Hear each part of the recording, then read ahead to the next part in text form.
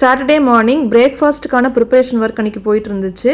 சின்னவனுக்கு எப்பவுமே சாட்டர்டே அன்றைக்கி school half day இருக்கும். ஸோ அன்றைக்கும் ஹாஃப் டே தான் இருந்தது. அதனால் லஞ்ச் செஞ்சு லஞ்ச் பேக் பண்ணி கொடுக்குற வேலை அன்றைக்கி கிடையாது.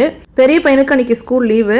ஸோ எங்கள் 3 பேர்த்துக்கு மட்டும் பிரேக்ஃபாஸ்ட் வந்து சாமரிசி பொங்கல் வச்சுக்கலாம் அப்படின்ட்டு பிளான் பண்ணியிருந்தேன். சின்னவனுக்கு இந்த பொங்கல்லாம் பிடிக்காது.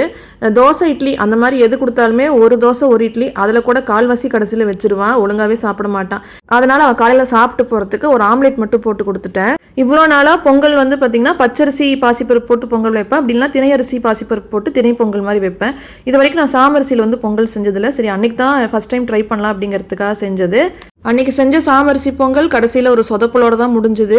அப்படியே சின்னவனோட ஸ்நாக்ஸ் பாக்ஸுக்கு ஒரு ஆப்பிள் அப்படியே கட் பண்ணி கொடுத்து அனுப்பிச்சி விட்டுட்டேன். அதுக்கப்புறம் தான் பொங்கலுக்கான ப்ரிப்பரேஷன் ஒர்க்கு நான் ஸ்டார்ட் பண்ணேன். திணை அரிசியில் பொங்கல் நான் அடிக்கடி செய்வேன். அதுக்கு எடுத்துக்கிற மெஷர்மெண்ட் பார்த்தீங்கன்னா 3/4 கிளாஸ் அளவுக்கு திணை அரிசி எடுத்துக்கிறோம் அப்படின்னா அதில் 1/4 கிளாஸ் அளவுக்கு பாசிப்பருப்பு சேர்த்திக்குவேன். அதுக்கு வந்து 3 கிளாஸ் அளவுக்கு தண்ணி சேர்த்திக்குவேன். இன்றைக்கி சாமரிசியுமே அதே அளவு தான் எடுத்துக்கிட்டேன். 3/4 கிளாஸ் சாமை அரிசி, அதில் வந்து 1/4 கிளாஸ் அளவுக்கு பாசிப்பருப்பு.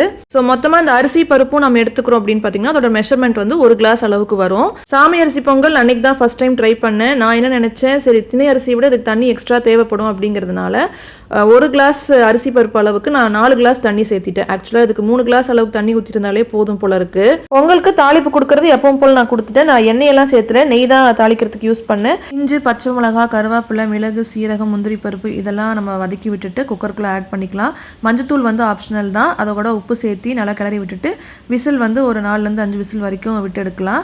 எனக்கு வந்து பார்த்தீங்கன்னா தண்ணி 1 கிளாஸ் எக்ஸ்ட்ரா சேர்த்துனால பொங்கல் கஞ்சி மாதிரி ஆயிடுச்சு. அப்புறம் வேற என்ன பண்ணுறது, ஆற வச்சு அது கொஞ்சம் கெட்டியானதுக்கு அப்புறம் தேங்காய் சட்னி வச்சு சாப்பிட்டேன்.